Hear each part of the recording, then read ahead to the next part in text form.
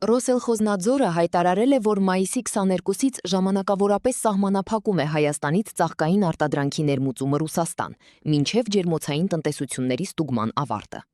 Ռոսելխոզնադզորի ղեկավար Սերգեյ Դանտվերտը հաստատել է, որ հայկական կողմի հետ բանակցություններից հետո նախատեսվում է իրականացնել մի շարք ձեռնարկությունների խստացված ստուգումներ։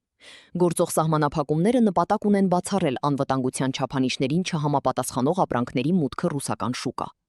Հայաստանի էկոնոմիկայի նախարար Գևորգ Պապոյանը, սակայն, պարզաբանել է, որ կառավարությունը դեռևս որևէ պաշտոնական գրություն չի ստացել եւ կատարվածը համարում է ընթացիկ աշխատանքային իրավիճակ։ Ըստ նախարարի, ռուս մասնագետներն այժմ Հայաստանում ուսումնասիրություններ են անցկացնում այն ընկերություններում, որոնց մուտքը Ռուսաստան նախկինում արգելված էր, եւ դրական եզրակացության դեպքում արտահանումը կվերականգնվի։ Գիտեմ, որ Ռոսելխոզնադզորից մասնագետներ կան Հայաստանում կոնկրետ